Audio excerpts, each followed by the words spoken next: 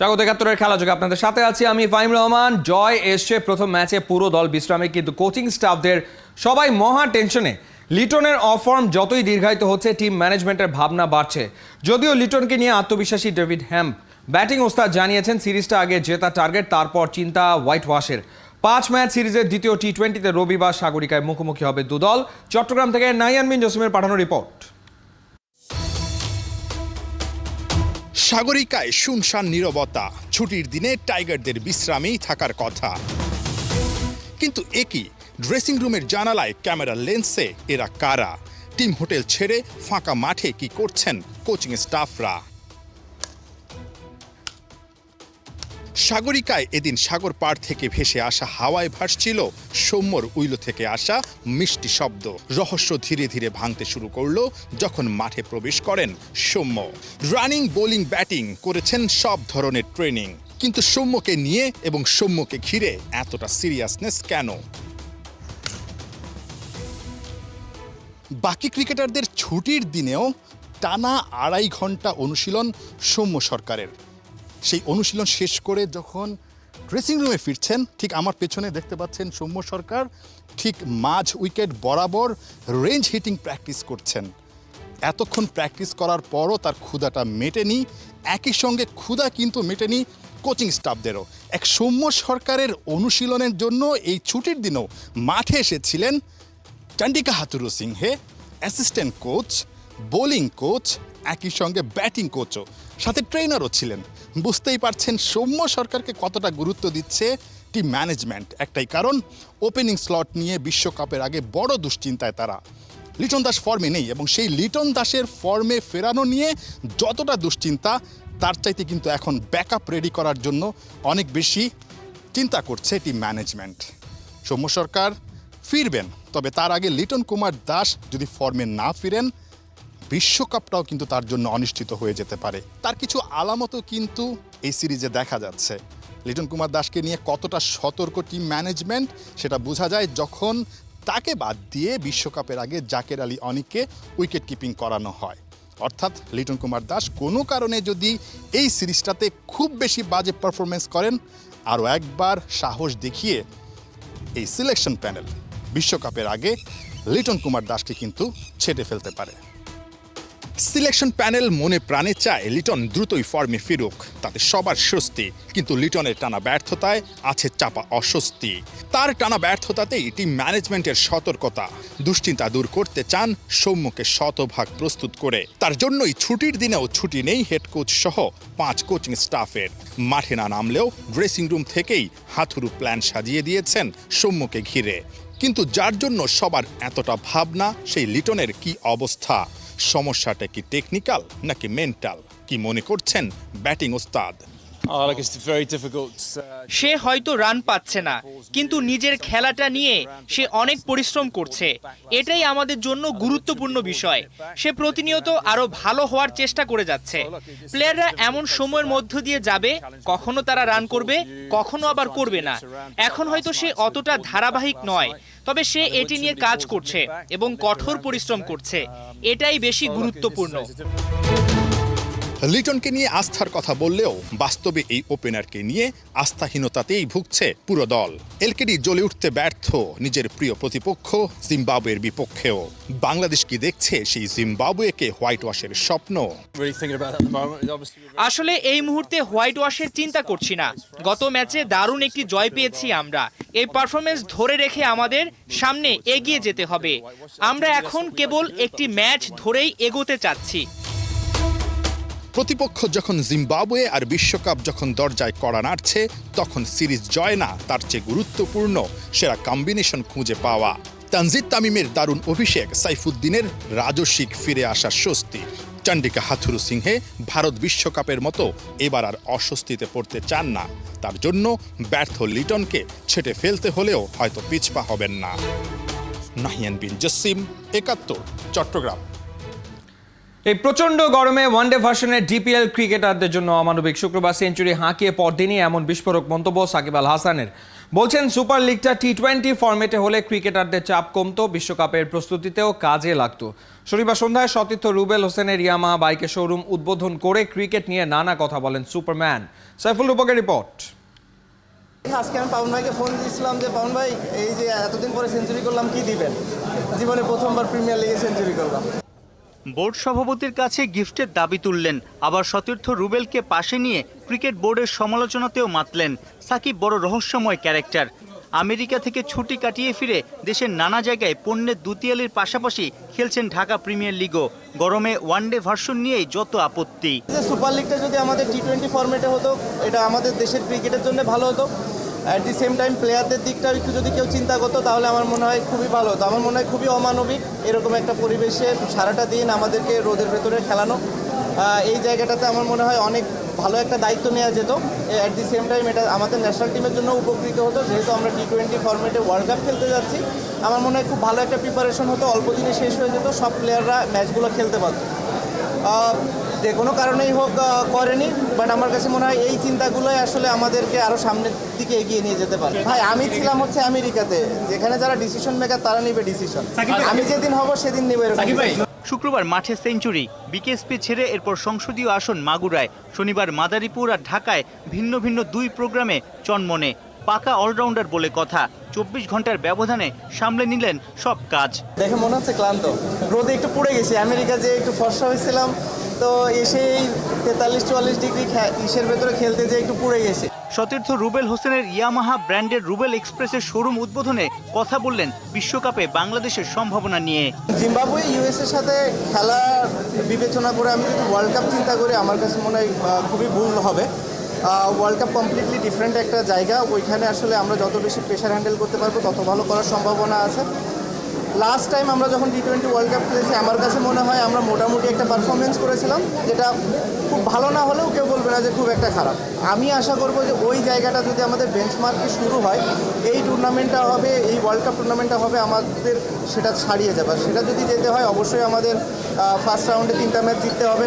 একসময় মাঠে গতির ঝড় তোলা রুবেল এখন ক্রিকেটারের পাশাপাশি ব্যবসায়ী। সাকিব চান 22 গজের মতো পিচ ঢালা পথেও দারুণভাবে ছুটবে রুবেল এক্সপ্রেস।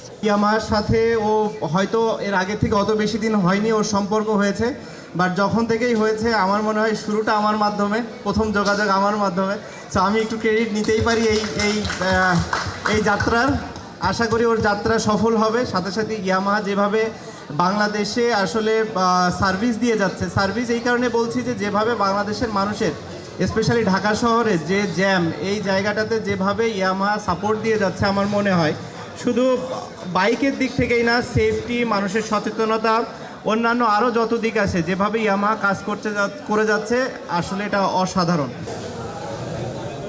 সাইফুল রূপক, 71। যেখানেই 22 গজে খেলতে নামেন রোহিত শর্মা, সেখানেই থাকেন দীপক প্যাটেল। স্টেডিয়ামে বসে আওয়াজ তোলেন ভারতের অধিনায়কের জন্য। বাংলাদেশে এসে মুগ্ধ হয়েছেন মেহেদী হাসান মিরাজের সাথে দেখা করে। চেন্নাইয়ের সমর্থকদের মতো দীপকেরও মন জয় করে নিয়েছে আইপিএলে মুস্তাফিজের পারফরমেন্স। ভারতের মুম্বাই থেকে অর্ণবাবীর পাঠানো রিপোর্ট।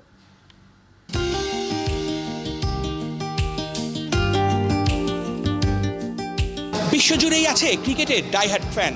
যেরকম বাংলাদেশে আছেন শোয়েব, শ্রীলঙ্কায় গায়েন, আর ভারতে সুধীর, সচিন টেন্ডুলকারের ফ্যান এবং ধোনির ফ্যান রয়েছে। এরকম আজকে আমরা কথা বলবো রোহিত শর্মার ফ্যানের সঙ্গে, যে কিনা রোহিত শর্মার নাম এবং নাম্বার লেখে রোহিত শর্মা যেখানেই খেলতে নামে সেখানেই কিন্তু সে পৌঁছে যায়।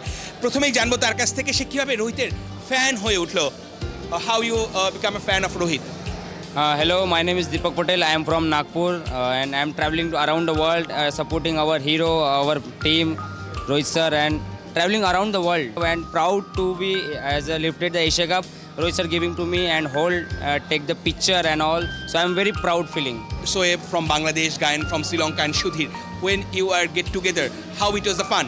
Yeah, we are actually very good friends, and whenever match we gather and enjoy the match, and we have good friends. Mustafizur Rahman for Chennai.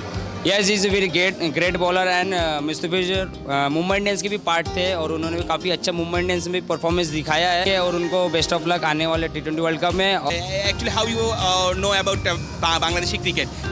Last time जब मैं बांग्लादेश गया था तो मेहंदी हसन मिराज ने मुझे काफ़ी अच्छा ट्रीट किया था। उन्होंने कहा कि ये तो हमारे इंडिया के मेहमान हैं, इनका वेलकम कीजिए, तो काफ़ी अच्छा ट्रीट किया था। तो मेहंदी हसन मिराज के लिए हेड्स ऑफ, और बाकी सब हमारे मुशफिकुर रहीम प्लेयर सब है ही है, तो बांग्लादेश प्लेयर भी सपोर्ट करते हैं। वो अच्छा गेम खेले, अच्छा क्रिकेट खेले और हमारी इंडिया जीतेगी, चैंपियन करेगी, बारबाडोस में इंडिया का झंडा लहराएगी। Come on. Thank you so much. আসলে রোহিতের ফ্যান হলেও দীপক কিন্তু আসলে ক্রিকেটটা সবসময় ফলো করে, ক্রিকেটকে ভালোবাসে এবং ক্রিকেটের জন্য বিভিন্ন জায়গায় ঘুরে বেড়ায়। যেরকম মেহেদী হাসান মিরাজের কথা বললো, মুশফিকের কথা বললো, বেশ কিছু ক্রিকেটের সঙ্গে কিন্তু তার সম্পর্ক আছে এবং এইভাবেই ক্রিকেটের পতাকা কিন্তু সে উড়িয়ে যেতে চায়। অর্ণব বাপি, ৭১, মুম্বাই, ভারত। অবশেষে নিজে যা চ্যানেলের মিচেল স্টার্ক কম রানের পুঁজি নিয়েও ম্যাচ জিতিয়ে দিলেন দলকে। কলকাতার হয়ে স্টার্ক মাত্র 3 জন বোলারের একজন যিনি এক ম্যাচে নিয়েছেন 4 বা তার বেশি উইকেট। স্টার্কের অনবদ্য পারফরমেন্সে 12 বছর পর মুম্বাইয়ের মাটিতে মুম্বাইকে হারালো কলকাতা নাইট রাইডার্স। কলকাতা বনাম মুম্বাই ম্যাচ নাম লেখালো বিরল এক ইতিহাসের পাতায়। কোহিনুর কণার রিপোর্ট। Justice for bowlers. এবারের আইপিএলে নিজেদের অস্তিত্ব রক্ষায় এমন আকুতি যেন ছিল বিশ্বসেরা বোলারদের কণ্ঠে। ব্যাটারদের আইপিএলে বোলারদের জন্য কিচ্ছু নেই, এমন কথা সবার মুখে মুখে।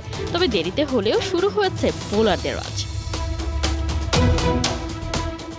যেখানে 250 রান করেও ম্যাচ জেতানো কঠিন, সেখানে কিনা 169 রানে অল আউট হয়ে গেল কলকাতা নাইট রাইডার্স। তবে খেলা জমে ওঠে মুম্বাইয়ের ব্যাটিংয়ের সময়। ছোট লক্ষ্য তারা করতে নেমে 145 রানে অল আউট হয়ে যায় মুম্বাই ইন্ডিয়ান্স।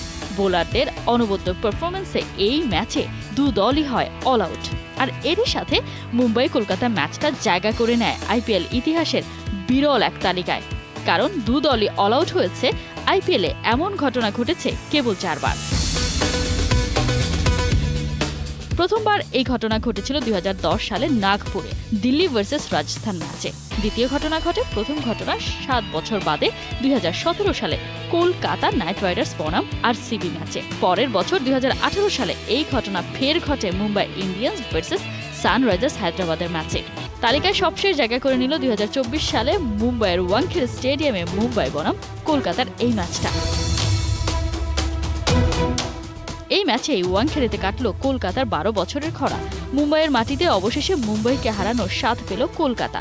আইপিএলের 16 বছরের ইতিহাসে এর আগে মাত্র একবার এই স্টেডিয়ামে জিততে পেরেছিল কলকাতা নাইট রাইডার্স, সেটাও 2012 সালে।